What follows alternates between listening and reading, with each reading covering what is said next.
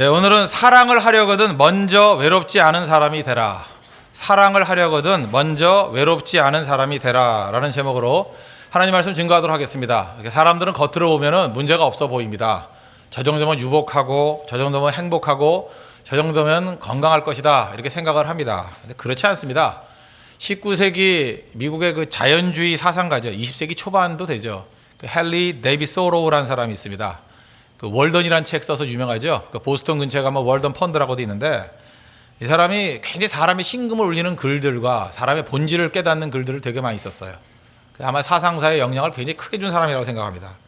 이 사람이 이런 얘기를 했습니다. 자기가 수없이 많은 사람을 만나봤는데 수많은 사람이 자포자기에 빠져 있다는 거예요. 그리고 절망적인 삶을 살아가고 있다.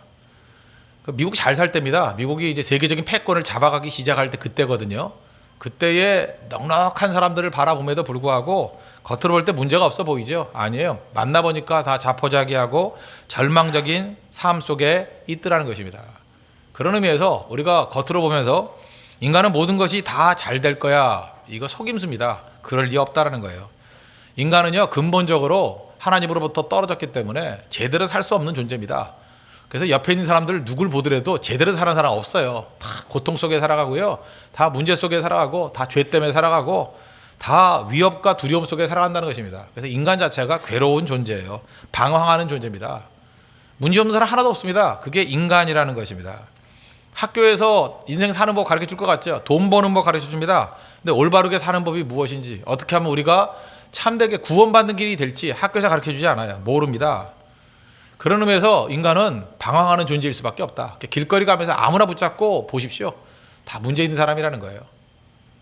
우리가 자기 자신도 구원받고 변화돼야 되겠지만 다른 사람을 건져주려고 그러면 제일 먼저 해야 될 일이 뭔지 아십니까? 본인의 건강이에요.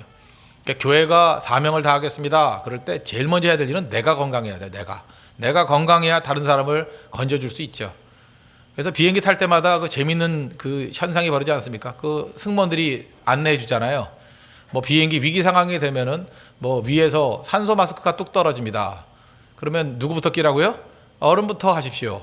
그리고 아이를 끼워주래요. 처음 볼 땐 그래요. 아, 저런 무지막지한 게 됐나, 그죠?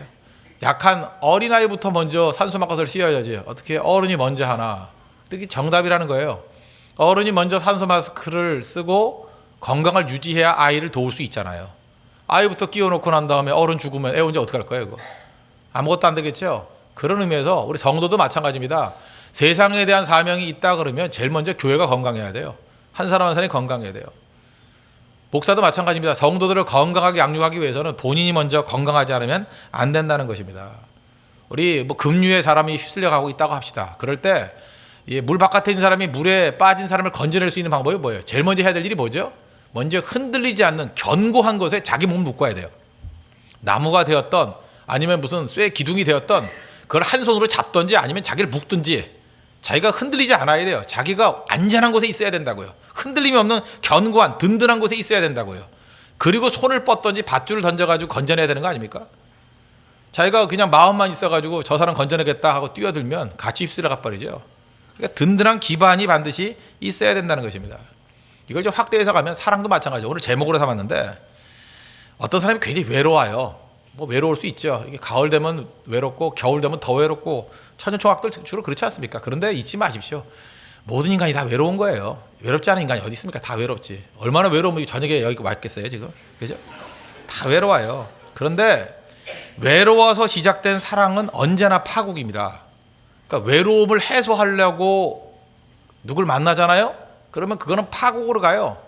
왜? 외로운 사람은 절대로 또 다른 사람을 만나가지고 유익을 끼치지 못합니다. 그래서 사랑을 하려거든 먼저 외롭지 않은 사람이 돼야 돼요. 자기 자신이 외롭지 않은 사람이 돼야 돼요.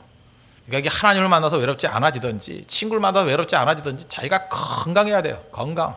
전혀 외롭지 않아야 돼. 건강하고 막 의욕이 넘쳐야 되고 활력이 에너지가 막 솟아나야 돼요. 비타 500 안 먹어도 막 5천쯤 나오는 막 그런 모습이 돼야 돼요. 그죠? 그러고 난 다음에 교제를 하면 주변 사람들이 아무리 외롭고 힘든 사람이라도 그를 건져낼 수 있고 교제가 건강하게 될 수 있다는 것입니다. 자기의 건강이에요. 그래서 제일 중요한 게 뭐죠? 누구를 건져내거나 내 자신이 구원받기 위해서는 든든한 기반에 내가 연결이 돼야 된다고요. 이게 전도서 12장 11절 같은데 이렇게 묘사했어요. 지혜자들의 말씀들은 찌르는 책지들 같고 회중의 스승들의 말씀들은 잘 박힌 못 같으니. 이게 참 기가 막힌 표현 아니에요? 벽에다가 잘 박힌 못, 대못을 하나 잘 박아놔요. 잘 박힌 못, 흔들리지 않아요. 막 콘크리트 같은데 든든하게 대못을 하나 박아놨다고 합시다. 그러면 옷을 걸 수 있죠. 모자도 걸 수 있죠. 옷 몇 개 걸 수 있을까요?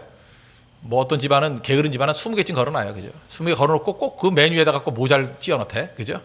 그렇게 걸어놓잖아요. 잘 박힌 못에는 많은 걸 걸어도 돼. 많은 거를. 그런데 그 좀 싸구려 뭐 옷걸이 같은 거 하나 사가지고 이렇게 건들건들한 거 있죠. 그런 거에는 하나 정도 살짝 걸어놓으면 문제 없죠. 2개, 3개 되면 부러져 버리잖아요. 잘 박힌 못과 아슬아슬하게 걸려있는 못, 하늘과 땅 차이죠. 우리 인생에서 제일 중요한 게 뭐냐 하면 예수님이 잘 박힌 못이에요. 예수님께 우리 인생을 두는 거예요. 잘 박힌 못, 견고한 반석 예수님께 뿌리를 두는 거예요. 쇠기둥 같은 게 예수님이거든. 예수님께 내 뿌리를 두는 거예요. 그래서 내가 거기에 묶여 있으면 나도 살고 내가 살아나야 비로소 다른 사람을 건져낼 수 있다니까요. 본인의 건강입니다. 그래서 예수님 만나야 됩니다. 예수님 만나는 길밖에 없다는 거예요. 오늘도 예수님 만나서 건강한 신앙이 되는 축복이 임하기를 바랍니다. 그죠? 잘 박힌 못과 같은 예수님께 인생을 거십시오. 그래서 우리는 한 분 인격체인 예수님 만나에 승리할 수 있다는 거예요. 그래야 비로소 우리가 사명도 감당할 수 있고 교회가 세상의 빛으로서 역할도 감당할 수 있다는 것입니다. 예수님밖에 없습니다. 예수님 붙들어야 된다는 거예요. 그러면 잘 박힌 못과 같은 예수님 만나면 어떤 일이 벌어지냐? 예수님이 이 세상에 줄 수 있는 선물이 뭔가? 오늘 그 핵심입니다. 3가지 줄 수 있다는 거예요. 본문을 보니까. 예수님이 이 땅에 있는 사람들에게 줄 수 있는 3가지 선물. 첫 번째는 죄 용서를 주시고, 그 다음에 2번째는 능력을 주시고, 3번째는 목적을 주신다는 거예요. 우리 차례대로 한번 살펴보겠습니다. 예수님이 이 세상에 줄 수 있는 선물, 첫째, 죄 용서를 주신다는 것입니다. 2장 38절 보십시오. 베드로가 이르되 너희가 회개하여 각각 예수 그리스도의 이름으로 세례를 받고 죄 사함을 받으라. 그러니까 예수님께 나아갈 때 회개가 있고 세례 받고 세례가 더 죄 씻음이니까 죄 사함이 있다는 거죠. 죄 사함. 그러니까 죄 용서, 죄 사함은 오로지 예수님밖에 없다는 것입니다. 예수님께 가야만 죄 용서가 있지 다른 거로는 도저히 예수님 앞에 나가는 방법 외에는 도저히 우리 죄를 해결할 문제가 없다는 것입니다. 로마서 3장 23절 보니까 모든 사람이 죄를 범하였음에, 이거 인정하죠. 다 죄인이잖아요. 하나님의 영광에 이르지 못하더니. 영광의 이름, 아까 찬양했잖아요. 영광의 이름 예수. 영광의 이름. 우리 영광이 뭔지를 모릅니다. 영광이 없으니까. 우리 안에는 영광이 없어요. 예수님께 붙들린 바 돼야 영광이 뭔지도 알고 영광의 이름이 무엇인지 알고 영광에 이를 수 있다는 것입니다. 죄를 범해서 우리는 다 무너지게 되었다. 죄의 싹은 사망이잖아요. 그런데 그 문제를 해결해 줄 수 있는 유일한 분은 예수님밖에 없다는 것입니다. 죄라는 게 뭡니까? 죄는 이런 거예요. 정의를 뭐 여러 가지 내릴 수 있지만 쉽게 얘기하면 하나님을 떠나서 혼자 살아가겠다는 태도, 하나님을 떠나서 혼자서 살아가겠다 하는 태도, 그게 죄입니다. 그러니까 하나님 없이도 살 수 있다. 그게 죄예요. 그러니까 예수님 안 믿는 게 죄라고요. 예수님 없이도 나는 살 수 있어. 그게 죄라니까요. 뭘 누구 죽이고 훔치고 해야 죄가 아니라 난 예수님 없이도 살아. 나의 힘, 혼자 힘으로도 살아. 그게 죄라니까요. 성경으로 죄라 그래, 죄. 그래서 시편 14편 1절 보니까 어리석은 자는 그 마음에 이르기를 하나님이 없다 하는도다. 하나님이 없다 그러는 순간에, 나 혼자 살 수 있다 그러는 순간에 그들은 부패하고 그 행실이 가증하니 선을 행하는 자가 없도다. 이게 죄라는 거예요, 죄. 뭐 죄가 딴 건지 아십니까? 하나님 없이도 난 잘 살 수 있어. 그게 죄예요. 나는 기도 없이도 잘 살 수 있어. 그게 죄예요. 나는 내 힘으로 잘 살 수 있어. 그게 죄라고요. 하나님이 인도하시는 하나님이게 아니라 난 내 길 갈 수 있어. 그게 죄라니까요. 그 죄로 인해서 벌어지는 수없이 많은 일들이 있지 않습니까? 그 문제를 용서해주고 해결해 줄 수 있는 게 예수님밖에 없다는 거예요. 다시 돌아가는 길밖에 없죠. 그 죄가 뭐예요? 자기 길 가는 거예요. My way. 그래서 이사야서 53장 6절 보니까 우리는 다 양 같아서 그릇 행하여 각기 제 길로 갔거늘 여호와께서는 우리 모두의 죄악을 그에게 담당시키셨다. 정확히 나오잖아요. 죄가 뭔지. 그죠? 다 양 같아서 그릇 행하여 각기 제 길로 간 것. 그게 뭐라는 거예요? 그게 죄라는 거예요. 우리 모두의 죄악을 그에게 담당시키셨다고. 죄는 그겁니다. 내 길 가는 거예요. 내 멋대로 사는 거예요. 내 방식대로 살겠습니다. My way. 내 인생은 나의 것. 뭐 옛날에 그런 노래도 있어요. 내 인생은 나의 것. 뭐 내 마음이야. 뭐 어렸을 때 보세요. 뭐 가르쳐 주지도 않았는데 한 5살 6살 될 때 그러잖아요. 뭐 시키면 내 마음이야 그러잖아요. 이 죄인 딱 그래야 된다고. 꼭 그래. 꼬마애들 가르쳐 주지도 않아요. 이제 저 크게 웃는 저 아버지도요. 이제 크면은 곧장거리 3살쯤 돼. 말 배우면 제일 먼저 하는 게 뭔지 알아요? 내 마음이야 그래요. 죄인 딱 그러죠. 이사야서 53장 6절 각기 제 길로 갔거늘. 그거에 바로 인간은 그렇다고요. 내 마음이야. 거기서 시작되잖아요. 내 마음이야가 뭐예요? 우리 사형리에도 나오죠. 이렇게 그림이 있잖아요. 내 마음의 그림, 동그란 원의 그림. 그 의자 하나 그려놨잖아요. 내 마음의 왕자에 내가 있는 거 그게 죄라고요. 내 마음의 왕자에 누가 있어야 돼요? 예수님이 있어야 된다고요. 그러니까 원래는 내 마음의 왕자가 나였거든, 죄인이니까. 근데 그 나를 몰아내버리고 정권 교체하는 거예요, 정권. 예수님이 주인이십니다. 예수님이 왕이십니다. 그걸 뭐라 그러죠? 예수님을 영접했다 그래요. 그래서 요한복음 1장 11절 보니까 자기 땅에 오매 자기 백성이 영접하지 아니하였으나, 예수님이 왕으로 오셨는데 영접 안 했어요. 내가 왕이래요. 예수님이 왕인 걸 거절했어요. 그러나 12절 영접하는 자, 내 마음의 왕자에 예수님을 두는 사람, 곧 그 이름을 믿는 자들에게는 왕자에 두는 걸 뭐라 그래요? 믿음이라 그래요. 그 이름을 믿는 자, 하나님의 자녀가 되는 권세를 주셨으니. 결국 우리가 다 죄인인 이유가 무엇입니까? 에고이스트 아니에요. 우린 전부 다. 그냥 자기 자신이 다 왕이에요. 내 멋대로 생각하고 있잖아요. 내 멋대로. 그래서 우리는 내가 멋대로 하는 것 때문에 나타나는 수없이 많은 일들, 그게 다 죄악이라니까, 죄악. 인간이 판단하는 게, 부패한 사람이 판단하는 게 다 부패한 일이죠. 죄인이 가는 길이 죄밖에 더 있겠어요? 우리는 죄를 지어서 죄인이 아닙니다. 죄인이라서 죄를 짓는 거예요. 우리 본질이 죄예요. 여러분들 시간이 많으면 많은 죄를 짓고요. 시간이 적으면 적은 죄를 져요. 잠이나 많이 자요, 잠이나. 잠잘 때 빼놓고 다 죄잖아요. 잠 잘 때도 죄 짓는 사람, 꿈에도 죄를 짓는 사람 많아요. 그죠? 그러니까 우리 움직이면 죄예요. 눈 뜨면 죄고요. 말하면 죄고. 그래서 죄를 줄이는 방법은 간단해요. 그냥 입 다물고 있으면 죄가 줄고요. 그냥 병상에 누워 있으면 죄가 줄어요. 그래서 그런 얘기 했잖아요. 그죠? 뭐 마귀도 병들면 천사 된다고. 병들면 뭐 죄를 못 짓잖아요. 그죠? 그 정도라요. 그 정도. 우리는 그냥 움직이면 다 죄인이라는 것입니다. 근데 이 죄 문제 내 스스로 해결할 수 있어요? 해결 못 해요. 근데 우리는요, 무슨 착각에 빠져 있느냐면, 이런 착각에 빠져 있습니다. 모든 종교성의 근원이 뭐냐 하면 이런 거예요. 내 인생의 대차대조표를 만드는 거예요. 대차대조표를 딱 만들어가지고 선과 악을 딱 비중을 두는 거예요. 그래서 내가 악도 있지만 선으로 악을 갚아나다고 생각해요. 내가 악을 10개 했으니까 내가 선을 15개 하면 5이 남지. 항상 그런 생각을 해요. 그래서 우리 마음 가운데 특별히 메시지도, 그 설교도 그런 식으로 하면 교인들이 은혜 받아요. 여러분들 지은 죄가 많죠. 이제 갚으세요. 그죠?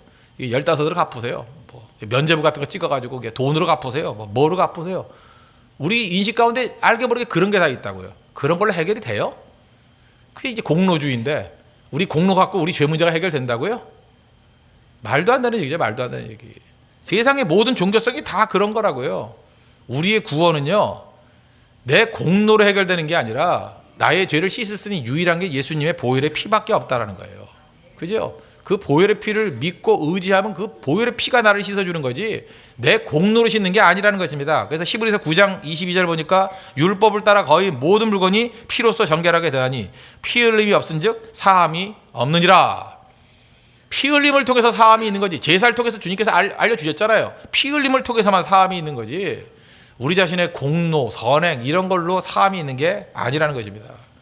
그래서 예수님께서 우리 죄를 사하기 위해서 대신 십자가에 피 흘려 주셨잖아요. 피 흘림이 없이는 사함이 없느니라. 그러니까 예수님이 이 땅에 오셔서 우리에게 줄 수 있는 최고의 선물이 뭐예요? 보혈의 피를 흘려 주심으로 말미암아 죄의 용서함을 주셨다는 거예요. 그래서 예수님 증거할 때 딱 이거 왜? 이게 제일 중요한 일 아니에요? 우리의 모든 죄 문제 해결할 수 있는 게 유일한 길이 예수님인데 예수님이 해결해 주셨다. 우리 가운데 그런 개념을 나가면, 뭐 예를 들어 쌓아둔 덕이 있어가지고 못 된다. 그 농담이라도 그런 소리 하지 마세요. 뭐 쌓아둔 기도가 많아야 된대. 그 기도 많이 하자 그러면 그냥 기도 많이 하자 그래. 그따위 소리 하지 말고. 쌓아둔 기도가 많아요. 뭘 쌓아둬요? 무슨 창고 만들어 놓고 무슨 뭐 어리석은 부자예요? 쥐뿔도 없으면서 기도도 별로 안 하면서 뭐 쌓아둔 기도, 뭘 쌓아도 식기도 중심으로 기도 하면서 쌓아둔 것도 없으면서, 그리고 뭘 쌓아뒀대. 쌓아둔 은덕이요? 쌓아둔 기도?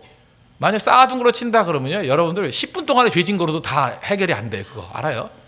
죄는 그냥 트럭으로 지면서 티스푼으로 뭐 기도를 해요?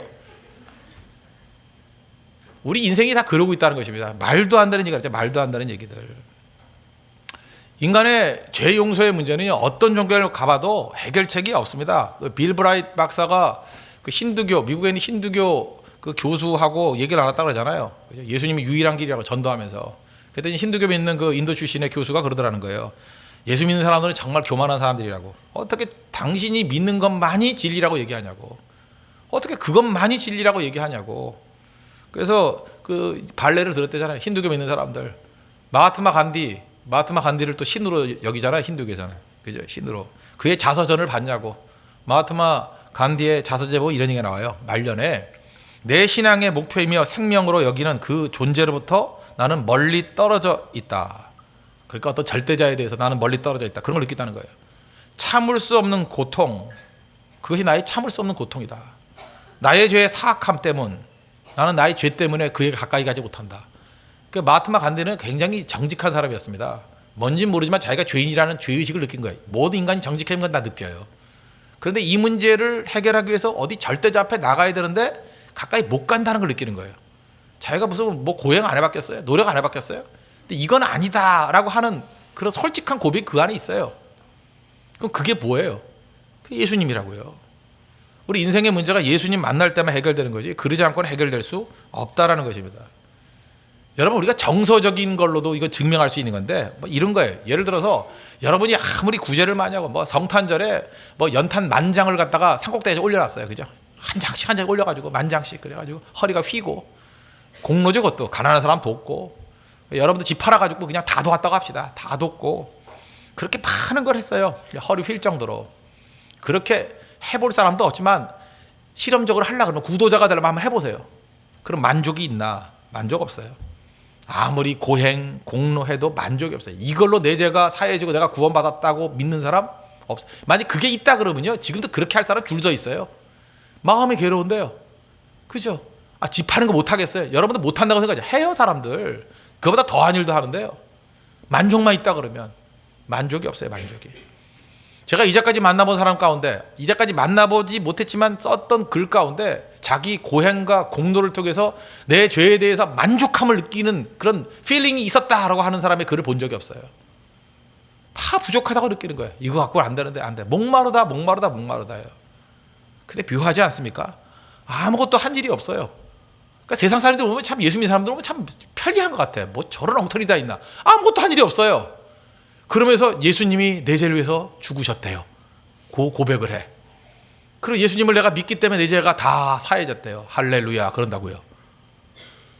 그러면은 만족함이 있어요. 잠 잘 자고 불면증이 잠만 잘 자고 또 밥 먹고 소화도 잘 시키고. 그러니까 믿음이 없는 사람들이 올 때 말도 안 되는 얘기라고. 말도 안 되는 얘기. 저런 나쁜 놈들이 불안당이었냐. 불안당 땀 흘리고 뭐 일하는 사람 아니에요. 그죠? 저런 불안당이 다 있나. 그런다고요. 근데 그게 답이에요. 여러분 오늘 예배 드리지 않습니까? 한번 생각해 보세요. 여러분들이 혹시 율법적인 교회 다녔었던 분들 있죠?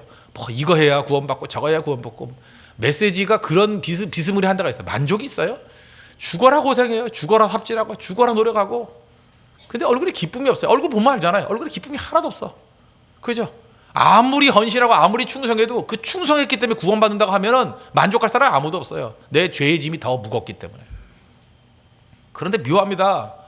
아무것도 한 일이 없고 논팽이 같고 홍대 바닥을 휩쓸고 다니던 인생이었다 할지라도 예수님이 십자가 붙들고 십자가의 보혈의 피를 믿습니다. 내 죄를 토설합니다. 나를 용서해 주시고 그 보혈의 피로 나를 씻어 주세요. 그런 사람 얼굴이 피어나기 시작해요. 예수님이 함께 하시고 성령이 부어지면요. 그 마음 가운데 평화가 임해요. 그리고 삶이 뒤바뀐다고. 십자가의 능력입니다. 예수님이 이 땅에 오셔서 하셨던 가장 중요한 거, 그죠? 이 십자가의 보혈의 피로 우리의 죄 용서함을 주셨다라는 거, 최고의 선물입니다. 이걸로 내가 먼저 죄 용서함을 받아야 될 것이고 이 메시지를 증거해야 된다는 것입니다. 세상 어떤지 알아요? 정말 치사해요. 뭐 힌두교나 이런 데 보면 진짜 치사해요. 불교도 그런 것 같고 뭐 이렇게 물어보면요 답을 안 하는 거예요. 제가 얘기했잖아요. 얼마 전에 제가 정말 진지하게 내가 그 개종할 각오를 하고 내가 불교를 연구했다니까요. 진짜. 내가 이게 진리라 그러면 내가 진짜 열린 마음으로 내가 정말 선입견 하나도 안 갖고 내가 불교를 믿겠다라는 마음을 가지고 한번 믿으려고 노력을 해봤어요. 그래야 정직하잖아요. 목사의 눈으로 보면 안 되고 구도자의 눈으로. 그래 나는 구원이 필요해 하면서 딱 8정도부터 읽기 시작했다고. 다. 첫째, 불교의 경전은 너무 많아요. 제가 분명히 합니다. 불교의 경전을 다 읽은 스님 한 명도 없어요. 8만 대장경 그거 다 읽으면 죽어요. 못 읽어요 다 그거. 그러니까 자기 경전도 다 못 읽고 뭘 믿는다 그러는 거라고. 그러니까 불교가 뭔지 아는 사람 아무도 없어요. 우리 인간의 자연 수명 속에 그거 다 읽을 사람이 없어. 너무 많아, 너무 많아가지고. 그리고 정직하게 읽어보니까 너무 논리적으로 질서 정연해요. 그래서 느끼는 게 뭔지 알아요? 이거는 인간 냄새가 너무 많이 나. 이거 인간이 만든 거예요. 너무 리즈너블해요. 딱딱 맞아 떨어져. 그냥 팔로 딱딱 떨어지고 뭔가 이게 인간의 냄새가 나요. 그리고 진짜 중요한 질문을 딱 하잖아요. 그럼 시간을 무한대로 끌어버려요. 원래 수 개념들을 보면은 숫자는 그 인도의 그 산스크리트에서 나온 거 아닙니까? 전부 다 숫자 그게 사실 힌두교에서 나온 개념들이에요. 그래서 가장 큰 수가 산스크리트어에서 다 나왔잖아요. 1, 10, 100, 1000, 만. 옛날에 만까지밖에 몰랐어요. 만까지밖에 모르기 때문에 뭐라 그래? 많은 거를 사울은 천천히요. 다윗은 만만 그랬다고. 만이 만 개 있는 게 억이거든요. 그래서 만 다음에 나온 게 억의 억. 그죠? 만만이 억의 억. 억 다음에 뭐예요? 뭐 있어봐야 알지. 조는 알아야지. 조 다음에 뭐예요? 경 다음에 뭐예요? 해 다음에 뭐예요? 자 다음에 뭐예요? 뭐 내가 불러줄게. 양, 구, 간, 정, 제극, 아승기, 나유타. 그 다음이 불가사의. 그 다음이 무량대수는 10의 68승. 공이 68개. 000000 무량대수. 그 다음에 진짜 영겁, 겁나게 큰 거죠. 영겁. 우리가 겁나게 많다 그러잖아요. 영겁. 10의 72승. 옛날에는 제일 큰 수가 10의 68승이 무량대수 그랬는데 또 하나 더 만들어냈더라고요. 영겁, 겁은 10의 72승이래요. 그게 또 설명을 또 재밌게 해놨어. 불가사의는 10의 64승이거든요. 10의 64승인데 이거는 석가모니의 설법수래. 거짓말도 이런 거짓말이 있어요. 몇 년 살았다고 설법수가 10의 64승이래. 설교를 그렇게 많이 했대요. 초마다 한 번씩 이거보다 적어요. 그러니까 뻥을 쳐도 좀 이렇게 앞뒤가 맞게 쳐야지, 그죠? 그래서 뭐 설교를 많이 한 사람한테 뭐 목사님의 설교는 불가사의예요. 그 뭐냐면 수가 많다는 거예요. 수가 많다, 잘 모르겠다 그러고. 무량대수는요 10의 68승인데 아미타불의 수명이래. 그러니까 다 뭐 뜬구름 잡는 얘기예요. 아니 10의 68승이 우리 감에 와닿아요? 100년도 못 살아 인생이? 그러니까 무슨 질문을 하면 그러는 거예요. 뭐 무량대수 그러는 거예요. 몰라요, 몰라. 우리가 감각할 수 없는 시간. 우리가 지금 3000년 전, 10,000년 전이라 그래도 무슨 뭐 석기시대 그러잖아요. 그죠? 10,000년 전만 해도. 10,000년 전도 파악을 못하는 인간에게, 그죠? 무량대수 이러면서. 그러니까 모른다는 거죠. I don't know요. I don't know. 거기에 믿음의 기반을 두라. 참 그 믿음이 크도다예요. 그죠? 믿음이 크도다. 어떻게 그걸 믿을지 모르겠어. 난 이해가 안 돼, 도대체. 그죠? 그 뭐 탈모가 돼가지고 스님 되시는 분이 이해가 되지만 난 이해가 안 돼, 나 도저히. 그죠? 그 숫자 작은 것도 나오죠. 그 야구에서 많이 쓰죠. 0.1 나가는 게 할. 그 다음에 뭐예요? 할, 푼, 리, 모, 사, 흘미, 섬사, 지내, 모, 막, 모호, 준수, 수유, 순식, 탄지, 찰나. 찰나 같은 건 아니죠. 그 다음에 육덕, 허공. 허공은 또 들어봤죠. 허공. 허각의 동생이 아닙니다. 허공. 그다음에 그럼 이제 하나 모르겠어요. 제일 작은 수가 뭐예요? 청정. 10의 마이너스 21승이에요. 그러니까 1에다가 공을 21개를 해놓고 분의 1. 그게 청정이래요. 그래서 뭐 청정수역 그런 게 있잖아요. 청정이 깨끗하다가 아니라 작다예요. 무지무지하게 작다. 그러니까 먼지가 있는데 그렇게 작은 거가 있을 정도니까 깨끗하는 거죠. 청정. 찰나는 뭐냐면 명주실이 끊어지는 시간이래. 10의 18승, 14승의 1. 명주실 뭐 끌어봤나? 모호 알죠? 모호는 10의 마이너스 13승이에요. 그러니까 10의 공이 13개 분의 1. 그래서 일본 사람이 또 이걸 만들었어. 그죠? 모호에다가 그 흐리고 어둡다라고 해서 흐릴 애자에 어두울 매를 붙였다. 애매모호. 애매모호는요, 이거는 일본 사람들이 만든 단어, 일본 한자예요. 그러니까 모호라는 아주 작은 거에 흐리고 어둡고 무지 작다. 애매모호. 그래서 이런 말은 쓰지 마십시오. 애매모호, 이건 일본 한자예요. 그죠? 애매모호. 나도 쓰고 있네 지금. 그러나 이제부터 쓰지 말자고. 일본식 한자예요. 그러니까 뭐예요? 다 개념이죠, 개념. 그러니까 뭐 무지하게 작다, 무지하게 크다. 결국 현실성이 하나도 없는 거예요. 현실성이. 그냥 모른다예요, 모른다. 무한대로 늘려버리는 거죠, 무한대로. 이런 수학이 발달할 때는 도움이 될지 모르지만 이거에 내 인생을 걸어요? 이건 아니죠. 여기에 죄 용서가 뭐 있어요? 모른다죠. 그래 정직한 거예요. 모르는 거예요. 모르는 거. 무예요. 무. 아무것도 없다. 모르는 거예요. 무가 뭐냐면 머리가 텅 비었어요. 몰라. 생각하기 싫어요. 빌공짜잖아요. 000.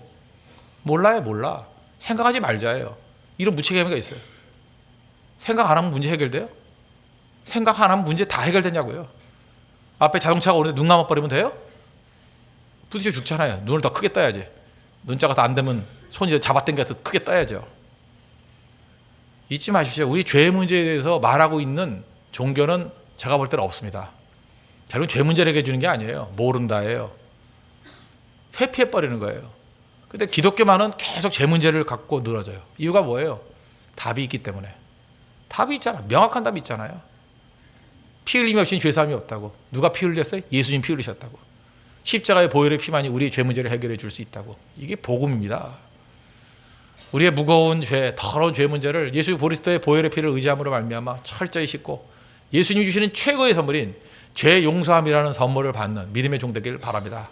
그래서 우리 홍대세교의 모든 성도들은 그리스도의 보혈의 피로 말미암아 깨끗한 종들 되어서 하나님 은혜 안에 서는 하나님과 교제가 이루어지는 믿음의 종 되기를 바랍니다. 또 한 가지 두 번째로 예수님이 줄 수 있는 최고의 선물은 뭐냐? 능력입니다. 능력. 38절 보십시오. 베드로가 이르되 너희가 회개하게 하여 각각 예수 그리스도의 이름으로 세례를 받고 죄사함을 받으라. 이게 이제 죄 용서고. 그다음 두 번째 뭐예요? 그리하면 성령의 선물을 받으리니. 성령의 선물. 성령의 선물이 뭐예요? 그게 능력이죠. 능력. 우리는 이런 얘기를 합니다. 믿고 싶은데 나는 그렇게 살 능력이 없어요. 그래서 무능한 상태에서 자꾸만 뭐 이상한 얘기를 해요. 난 저지른 죄가 너무 많아가지고 뭐 나는 저주받을 일이 너무 많아가지고 온갖 나쁜 짓을 다 해서 목사님 나는 술고래기 때문에 나는 뭐 마약을 해서 난 담배기 때문에 뭐 안 된다 그런다는 거예요. 지금 이 안에도요. 제가 이제 쭉 보니까 그래요. 제일 끊기 어려운 게 보니까 담배더라고요. 담배 끊는 게 제일 힘든 것 같아요. 내가 이렇게 성도들 보면은 술은 생각보다 그렇게 어렵지 않은 것 같아요.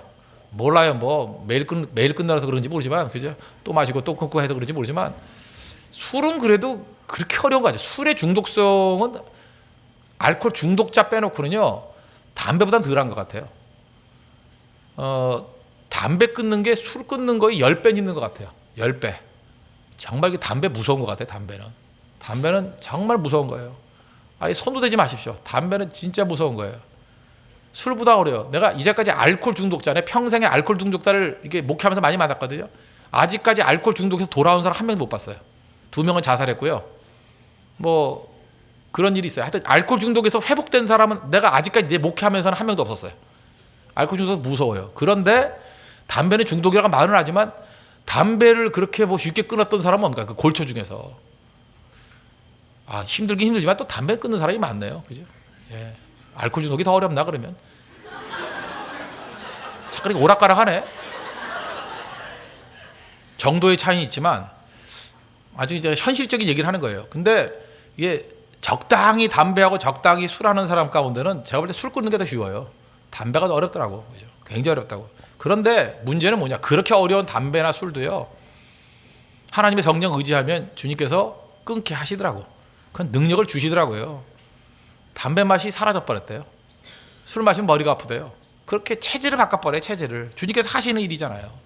그래서 로마서 8장 1절부터 보니까 이제 그리스도 예수 안에 있는 자에게는 결코 정죄함이 없나니 이는 그리스도 예수 안에 있는 생명의 성령의 법이 죄와 사망의 법에서 너를 해방하였다. 해방시켰다.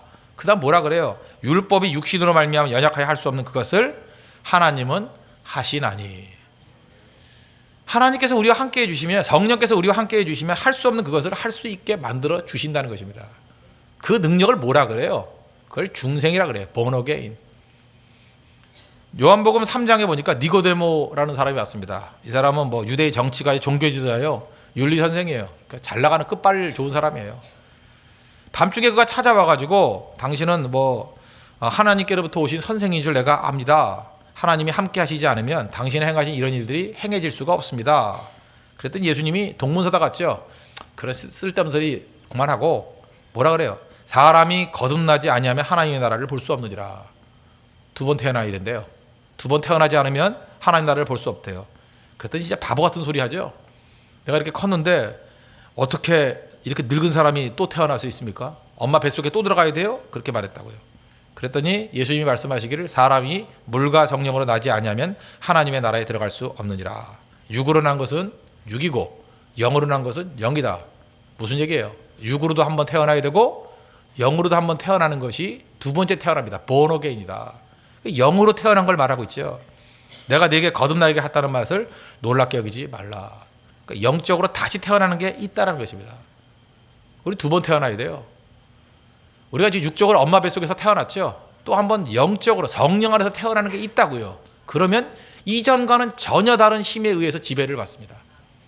이건 우리에게 또 다른 말로 하면 뭐 나비 유충으로 생각하면 되죠. 하나님께서 그렇게 설명하라고 그런 거 하나 만들어준 것 같아요. 나비 유충, 그 뭐 누에잖아요. 이렇게 기어다니잖아요. 더러운 거 봐 기어다니잖아요. 그 누에한테 가가지고 이렇게 말해요. 너는 장차 두 날개를 펼치고 노란 날개 가지고 하늘을 날 거야. 그러면 그 누에가 유충이 그거 이해하겠어요? 나는 기기도 힘든데 뛰지도 못하는데 뭐 난다고? 나는 뱃속에서 이렇게 기고 있는데 내 외모를 봐. 이렇게 길쭉해가지고 그저 무슨 뭐 구두꾼 같은데 뭘로 날아? 날개 어디서 날개가 있어? 도저히 날 수 없어. 내가 난다는 것은 불가능해. 우리가 두해일 때요. 우리가 유충일 때 이런 말을 들으면요. 피 굳고 넘겨요. 나 지금 구두꾼 같은데 나 유충인데 나 누에인데 내가 어떻게 날아? 나는 도저히 날 수 없어. 나는 불가능해. 나는 그걸 못해. 그런다고요. 그런데 그 누에가 고치가 돼가지고 나비가 돼서 나오면 날 수 있습니까? 없습니까? 날 수 있죠. 외모가 똑같아요? 달라요? 완전히 다른 거죠. 두 번 태어난 걸 보여주잖아요. 누에로 태어나고 나비로 태어나고 전혀 다른 모습이죠. 전혀 다른 모습.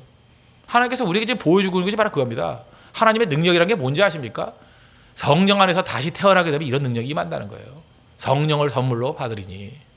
그래서 여러분들 성령을 선물로 받기 전에는 함부로 얘기하지 마십시오. 나는 못한다. 나는 능력이 부족해서. 그렇지 않아요. 하나님의 성령의 능력이 임하면요. 지금의 100배 정도 차원, 지금하고 비교할 수 있는 게 아니에요. 어떤 누이하고 나비하고를 비교해요? 차원이 다른 거라고요. 전혀 다른 차원에서 다른 것을 할 수 있는 능력을 주십니다. 여러분 믿습니까? 그래서 예수님께서 우리에게 뭘 줘요? 성령의 능력을 주신다고요. 그래서 교회는요. 일반인들이 모인 것 같이 보이지만 성령 안에서 거듭난 성도들이 모였을 때는 성령의 능력의 차원에서 일을 할 수 있다는 것입니다. 그래서 우리는 능력 받아야 돼요. 성령의 능력. 예수님이 주시는 두 번째 선물입니다. 그래서 무슨 일 하든지 무능하게 일하지 마십시오. 능력 있게 하십시오. 능력 있게. 능력 받아서 하십시오. 성령의 능력을 받아서 한다는 건 무슨 얘기예요? 새벽마다 나와서 기도하십시오. 기도하고 하면은 이전과 이후에 누에 수준에서 나비 수준으로 일하게 되는 거예요. 비교할 수 없습니다. 그러니까 무능하게 일하는 건 범죄예요. 누가 누에로 일하래요? 하나님께서 여러분 능력 주셨는데 나비로 일해야죠. 누가 무능하게 일하래요? 유능하게 일해야죠. 강력하게 일해야죠. 파워풀하게 일해야죠. 그게 하나님 백성의 자세라는 거예요. 그래서 기도하셔야 됩니다. 기도를 떠났다는 건 뭐냐 하면 자기 자신에게 주어진 축복을 포기하는 것과 똑같습니다. 기도를 통해서 예수님께서 우리에게 주신 두 번째 축복인, 두 번째 선물인 능력으로 무장하는, 능력 있는 그리스도인, 파워 크리스찬 되는 축복이 임하기를 바랍니다. 세 번째로 예수님께서 주실 수 있는 복이 뭐냐? 선물이 뭐냐? 목적을 주신다는 거예요. 목적. 40절 보시죠. 또 여러 말로 확증하며 권하여 이르되 너희가 이 패역한 세대에서 구원을 받으라. 패역한 세대가 뭐예요? 목적 없는 세대.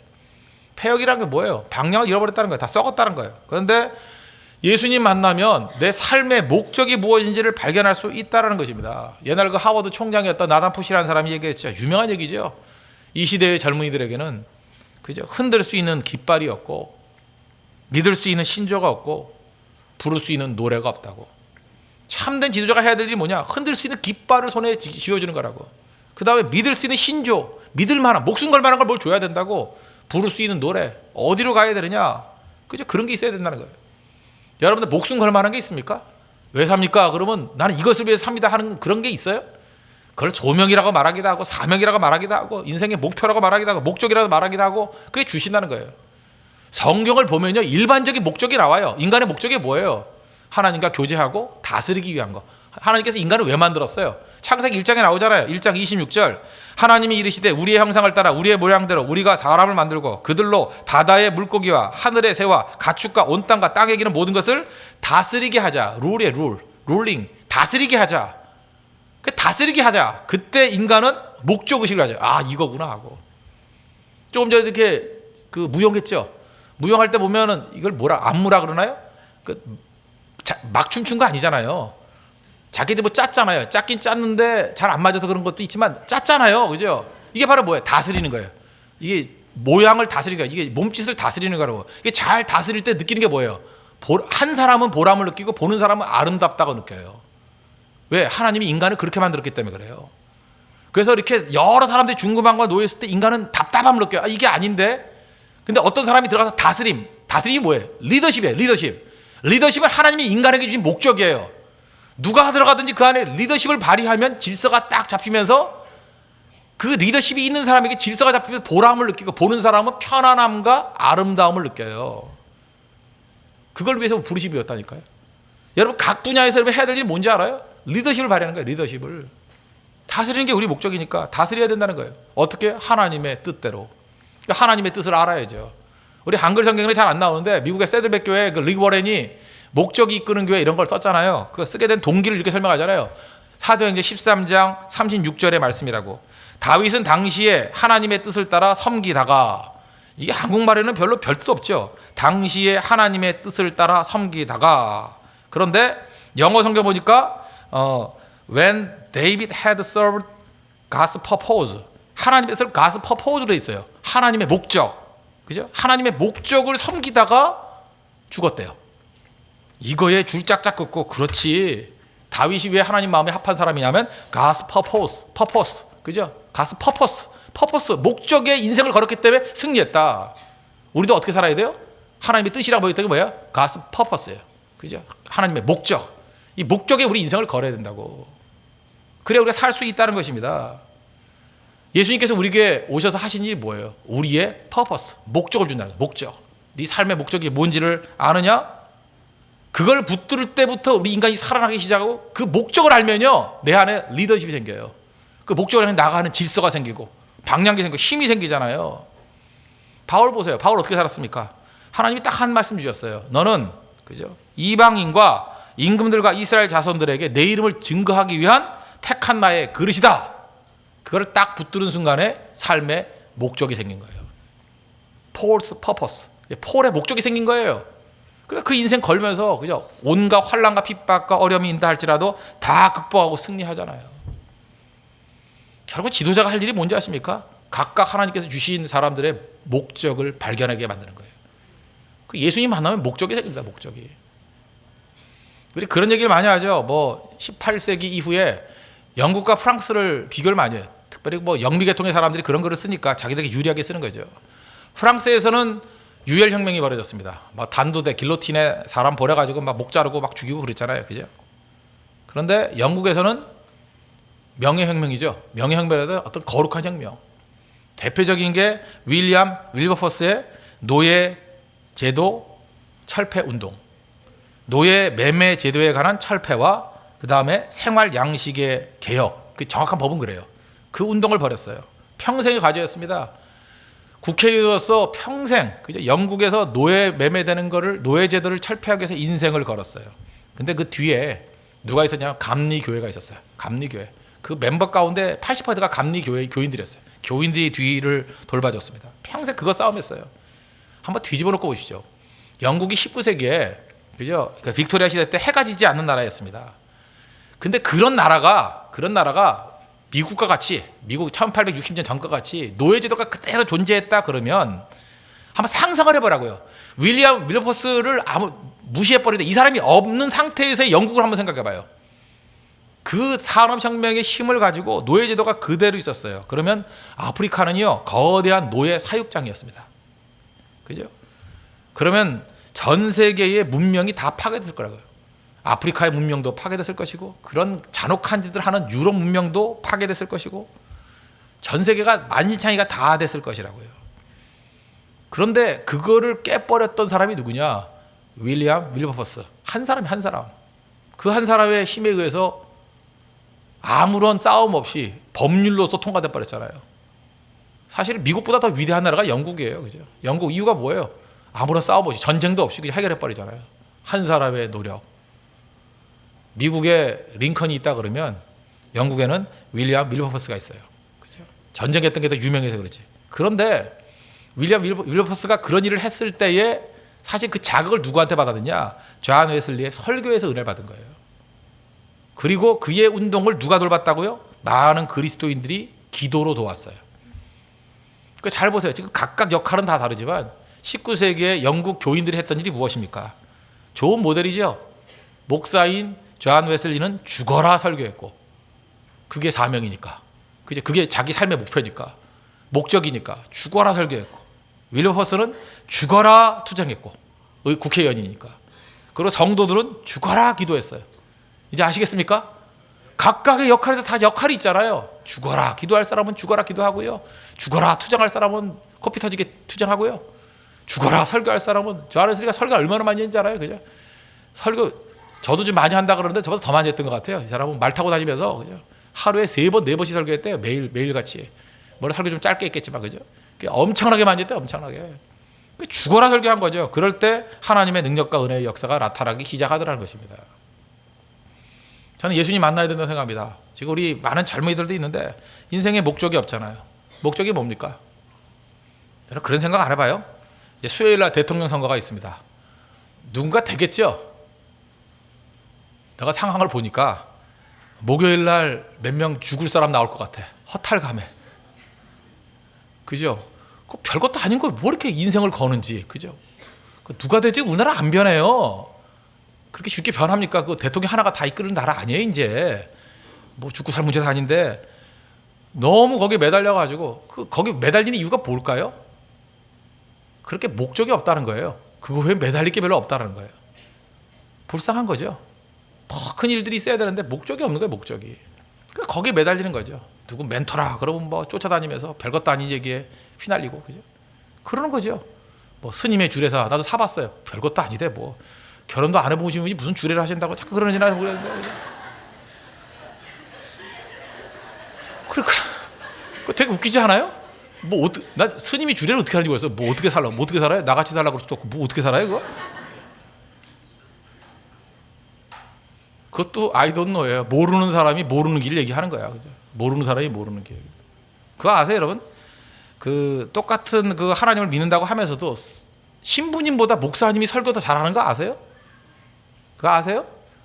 신부님 중에 설교 잘하는 신부님 있어요? 이름 한번 들어봐요. 별로 없죠? 이유가 뭔지 알아요? 결혼을 안 해봐서 그래. 결혼을 안 해봐서. 결혼을 해봐야 고난이 뭔지를 알지. 그죠? 부부싸움이 뭔지를 알지. 그 성경 뭐 내가 볼 때 3분의 1 이해를 못하는 거야. 자식 새끼 낳아봐야 말 잘 듣는지 알아요? 그 고통스럽지, 괴롭지. 누가복음 15장 탕자의 비유, 그걸 어떻게 설교를 해? 아버지 돼봐야 알아요, 그거. 아버지 돼봐야 알고 망나니를 키워봐야 알아요, 그거. 저는 딸 만나서 모르겠네, 그죠? 그리고 잘 모르는, 그거 다 경험해봐야 한다고. 그래서 이 모양 저 모양. 그래서 결국은 설교를 잘하는 사람이란 건 참 고난이 많았구나, 그 세계가 똑같은 소리예요, 그죠? 어쩜 저렇게 리얼하게 저러나. 다 겪어봤기 때문에. 자기 얘기. 여기 젊은이들, 연세 드신 분들, 신앙이 되게 좋아 보는 분들 있죠?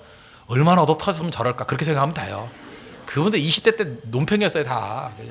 맞고 맞다가, 그죠? 하도 쥐어뜯겨서 머리 다 뽑히고 머리 휘어져가지고 이제 와서 항복한 거, 이제 와서. 그죠? 야곱도요, 130세 넘었을 때부터는 거룩해 보이잖아요. 젊었을 때 지멋대로 살았지만 하나님께 다듬어가는 거라고. 예수님 빨리 만나야 됩니다. 빨리 만나 인생의 목적을 발견할 수 있어요. 방황하는 인생이 아니라 하나님의 뜻을 섬기는, 그죠? God's purpose. 하나님의 목적에 우리 인생을 서빙할 수 있는 그런 하나님의 거룩한 백성 되기를 바랍니다. 그게 능력이라는 거예요. 잘 박힌 목과 같은 예수님 만나십시오. 그래서 예수님 안에서 내 자신이 먼저 죄 용서함을 받고 예수님 안에서 참된 능력을 회복하고 예수님 안에서 목적을 발견하면 또 다른 방황하는 많은 사람들에게 외칠 수 있잖아요. 그죠? 그 기둥 붙들고 너희도 건진받을 수 있다고. 죄 용서하는 길이 여기 있다. 능력의 길이 여기 있다. 나비같이 날 수 있는 길이 여기 있다. 그리고 방황하지 마라. 진짜 목숨 걸 만한 목표, 목적이 여기 있다. 그게 전도예요. 그런 능력이 회복되는 믿음의 신실한 용되기를 축원합니다. 네, 기도하겠습니다. 예수님이 주신 제일 중요한 선물, 죄 용서함과 능력과 목적, 나에게 먼저 임하게 해주시고 이것을 증거하는 전도의 삶이 되게 해달라고 다 같이 하나님 앞에 간구하겠습니다.